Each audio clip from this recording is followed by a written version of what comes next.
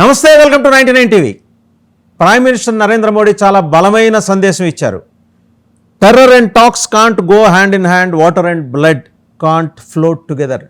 ఏం మాట్లాడాడు ఆ రోజు ఆయన? హఫీజ్ సయీద్, మీరు నీళ్ళు ఆపితే మీ శ్వాస మేము ఆపుతామనా? ప్రైమ్ మినిస్టర్ దానికి చాలా బలమైన సమాధానమే ఇచ్చారు. నీళ్లు, శ్వాస, అలాగే రక్తం. ఇంకొక ఆయన వచ్చాడు, బిలావర్ భుట్టో. ఆయన మాట్లాడతాడు, మీరు నీళ్లు ఆపకపోతే, మీరు నీళ్లు ఆపితే మేము రక్తం పారిస్తామని. దానికి కూడా క్లియర్గా సమాధానం చెప్పారు. నీళ్లు, రక్తం ఒకేసారి పారవు. అలాగే టెర్రర్ అండ్ టాక్స్, ఉగ్రవాదం, డైలాగ్, సంభాషణ, రెండు దేశాల మధ్య చర్చలు ఒకేసారి జరగవు. అండ్ అలాగే పీఓకే మీద కూడా చాలా సాలిడ్ స్టేట్మెంట్ ప్రధానమంత్రి ఇచ్చారు. ఇదేదో అమెరికా ఒత్తిడికి తలొగ్గి సీజ్ ఫైర్కి ఒప్పుకున్నారు. సీజ్ ఫైర్ అనేది ఒక ప్రోటోకాల్. ఆ ప్రోటోకాల్ ఇంటర్నేషనల్ ప్రోటోకాల్లో భాగంగా రెండు దేశాల director generals of military operations వాళ్ళు ఒకళ్ళు ప్రపోజ్ చేసినప్పుడు రెండో వాళ్ళు దానికి సానుకూలంగా స్పందిస్తారు. అంతేగాని ఇది ఒక ఆపరేషనల్ మెకానిజం మాత్రమే. దీనికి సంబంధించి కీలకమైన నిర్ణయాలు తీసుకోవాల్సింది రెండు దేశాల ప్రభుత్వ అధినేతలే. అక్కడ మిలిటరీ ప్రభుత్వం ఉంది, ఇక్కడ ప్రజాస్వామ్య ప్రభుత్వం ఉంది. ఇక్కడ డీజీఎంఓ స్థాయిలో జరిగే సంభాషణల సారాంశాన్ని, ఆపరేషనల్ మెకానిజం తాలూకు సారాంశాన్ని ఆయన మిలిటరీ ఆర్మీ చీఫ్కి చెప్తారు. తర్వాత సిడిఎస్, చీఫ్ ఆఫ్ డిఫెన్స్ స్టాఫ్కి ఆ నివేదిక వెళ్తుంది. సిడిఎస్ దాన్ని రక్షణ మంత్రి రాజ్నాథ్ సింగ్కి తెలియజేస్తారు. ఆ తర్వాత ఇద్దరూ కలిసి ప్రధానమంత్రి దగ్గరికి వెళ్ళి దాని మీద ఒక నిర్ణయం తీసుకోవడానికి కావాల్సిన ప్లాట్ఫామ్ క్రియేట్ చేస్తారు. ఇది ప్రోటోకాల్.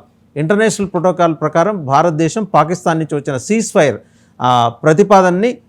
ప్రతిపాదనకి సమ్మతి తెలిపింది. అంతేగాని దాంట్లో ఎలాంటి కండిషన్స్ లేవు. కండిషన్స్ గురించి వాళ్ళ ప్రైమ్ మినిస్టర్ మాట్లాడారు. ఏప్రిల్ 22 ఈ దుర్మార్గమైన ఘటన జరిగిన తర్వాత ప్రధానమంత్రి నేరుగా జాతిని ఉద్దేశించి మాట్లాడుతూ చెప్పింది ఏంటంటే, terror and talks can't go hand in hand, water and blood can't float together చెప్పేశారు చాలా స్పష్టంగా. రక్తం, నీళ్లు ఒకేసారి పారవు. బిలావర్ భుట్టోలు, అలాగే మసూద్ అజహర్లు, ఇంకా హఫీజ్ సయీద్లు, వీళ్ళందరికీ కరెక్ట్ సమాధానం చెప్పాడు. అలాగే వాళ్ళ రక్షణ మంత్రి ఒక ఆయన ఎవరో ఉంటాడు, ఆయన మాట్లాడతాడు, మదరసాల్లో ఉన్న పిల్లల్ని తీసుకెళ్ళి మా డిఫెన్స్ సెకండ్ లైన్ని మేము తయారు చేసుకున్నాం, ఒక లేయర్ని ఏర్పాటు చేసుకున్నాం. మదరసాల్లో చదువుకునే పిల్లల్ని తీసుకెళ్ళి ఉగ్రవాదులుగా తయారు చేస్తారు. ఇంతకన్నా బాహ్య ప్రపంచానికి ఎవిడెన్స్ ఏం కావాలి? అదే కదా ప్రైమ్ మినిస్టర్ మోడీ ఆయన సందేశంలో చెప్పింది. ఆపరేషన్ సింధూర్లో సాహసోపేతమైన ప్రదర్శన చేసిన ఆర్మీకి ఆయన సెల్యూట్ చేశారు. అలాగే పీఓకోని, పాక్ ఆక్యుపైడ్ కాశ్మీర్ని వదిలేయటం మినహా పాక్కి గత్యంతరం లేదు.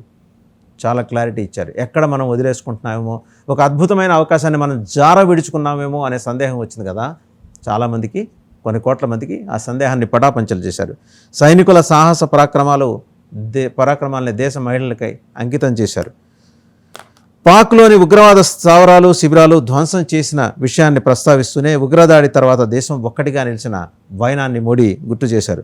ఉగ్రవాదుల్ని భారత క్షిపణులు, డ్రోన్లు ఏ రకంగా మట్టుబెట్టాయి కూడా చెప్పారు. గ్లోబల్ టెర్రరిజానికి బహవల్పూర్ ఒక యూనివర్సిటీగా మారిన సంఘటన గుర్తు చేస్తూనే ఆ ఆనవాళ్లు కూడా తుడిచేస్తుంది భారత సైన్యం అనే మాటని చాలా స్పష్టంగా ఆయన వెల్లడించారు. రెండోది, చాలా ఎమోషనల్ అయ్యారు ఆయన మాట్లాడేప్పుడు. మన తల్లుల నుదుట ఉన్న బొట్టుని చెరిపేస్తే ఏం జరుగుతుందో చూపించాం.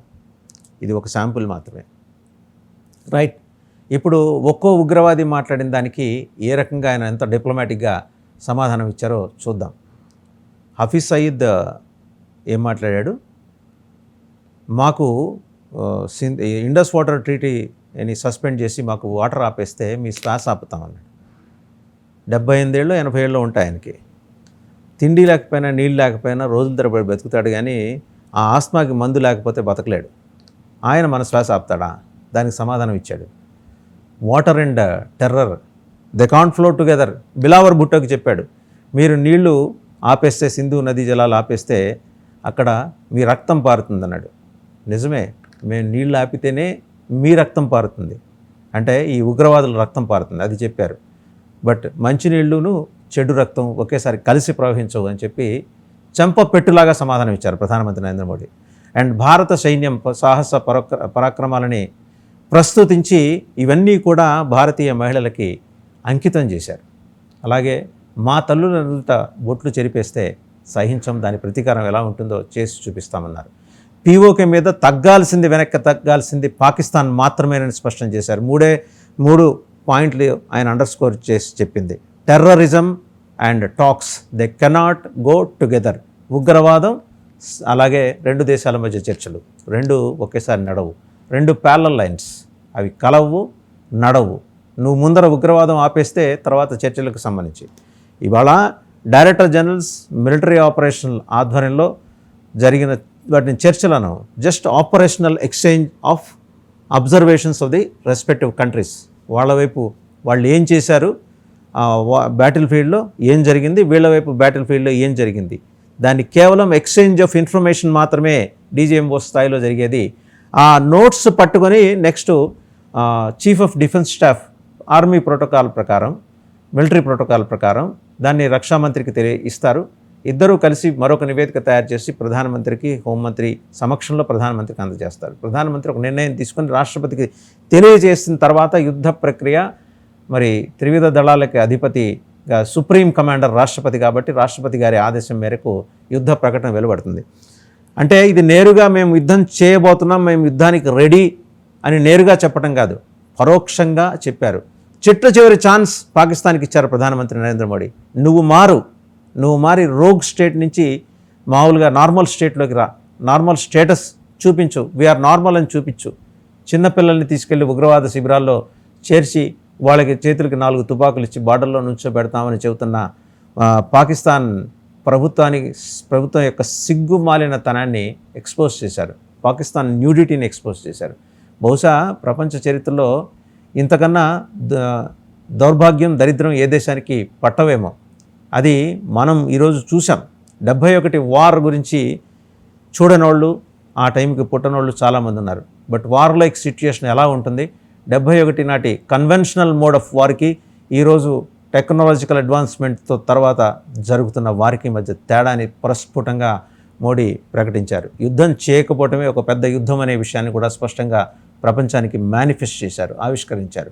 అంటే దౌత్యపరమైన ఒత్తిళ్ళు, ఎకనామిక్ బ్లాకేడ్స్ తోటి ఎలా టెర్రర్ క్రియేట్ చేయొచ్చో, పక్క దేశానికి ఎలా టెర్రరిస్ట్ దేశానికి ఎలా టెర్రర్ క్రియేట్ చేయొచ్చో చూపించారు.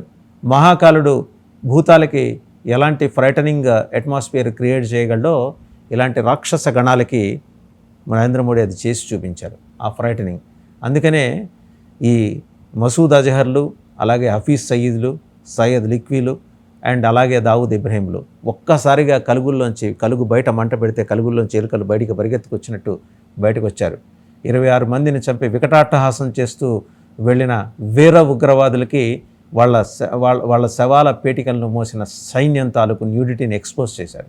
ఇది చాలు ప్రపంచం ముందు. ట్రంప్ ప్రతి 5 నిమిషాలకి 10 నిమిషాలకి ఏదో ట్వీట్ చేసేసి మధ్యవర్తిత్వానికి నేనున్నాను అని పెదరాయుడులో మాదిరి కండువా వేసుకొని చెప్పినంత మాత్రాన మేము ఆ మాట వినబోము అనే విషయం కూడా ఆయన స్పష్టం చేశారు. ప్రధానమంత్రి నరేంద్ర మోడీ స్పష్టం చేశారు. సో క్లియర్, ఆపరేషన్ సింధూర్ తర్వాత 3 అంశాల మీద క్లారిటీ వచ్చింది. టెర్రరు, టాక్సు రెండు ఒకేసారి నడవు. ఉగ్రవాదం, అలాగే రెండు దేశాల చర్చలు, అలాగే water and blood cannot flow together. నీళ్లు, రక్తం ఒకేసారి కలిసి పరవు. అందులో మరి మంచినీళ్ళు, వాళ్ళది చెడ్డ రక్తం, ఈ రెండు కలిసి ఒకేసారి పరవు అని చెప్పారు. పీఓకే మీద వెనక్కి తగ్గేది లేదని కూడా చెప్పారు. ఇంకో విషయం ఆయన చాలా సుతారంగా టచ్ చేసి వదిలిపెట్టారు.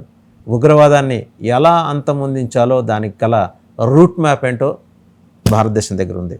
బట్ సమయం వచ్చినప్పుడే, మధ్యలో ట్రంప్ వచ్చి ఇన్వాల్వ్ అయ్యాడా, జేడీ వ్యాన్స్ వచ్చి మాట్లాడా, లేకపోతే పక్క దేశాల నుంచి వచ్చి వాళ్ళు హితవాక్యాలు, చైనా ఏమన్నా మంచి మాటలు చెప్పే ప్రయత్నం చేస్తుందా, ఇవన్నీ సెకండరీ.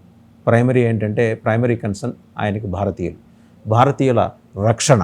దీనికి సంబంధించి ఎక్కడ కాంప్రమైజ్ కాకుండా ఆయన చెప్పిన విధానం అయితే చాలా క్లుప్తంగా, సంక్షిప్తంగా ఆయన కన్వే చేసిన మెసేజ్ అయితే, అండ్ ఇది ప్రపంచ పోలీసుకు కూడా సమాధానం ఇచ్చారు ఆయన ఒకేసారి. అంటే ఒకే టికెట్ మీద 2-3 సినిమాలు చూపించారు. చైనాకి కావాల్సిన సినిమా చైనాకి, అమెరికాకి కావాల్సిన సినిమా అమెరికాకి, పాకిస్తాన్కి కావాల్సిన సినిమా అయితే మల్టీప్లెక్స్లో చూపించారు. ఏది విత్ 3D ఎఫెక్ట్ చూపించారు, సౌండ్ ఎఫెక్ట్ కూడా చూపించారు. ఆయన చెప్పిన దాంట్లో చాలా కీలకమైంది water and blood can't flow together. ఒకవేళ అదే కావాలనుకుంటే ఇండస్ వాటర్ ట్రీటీ ప్రకారం దాన్ని మేము ఇప్పుడు సస్పెన్షన్లో ఉంచాం, సస్పెన్షన్ ఎత్తేసాం.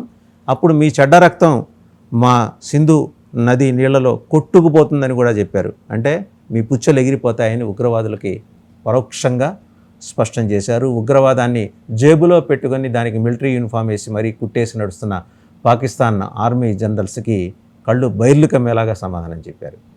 ఇది క్లుప్తంగా చెప్పడం, సంక్షిప్తంగా చెప్పడం అంటే. So white for war like situation. వారు జరగదు, కానీ వారికి మించిన బీభత్సమైన, యుద్ధానికి మించిన బీభత్సమైన అనుభవాన్ని పాకిస్తాన్కి ఆయన ఇవ్వబోతున్నారు.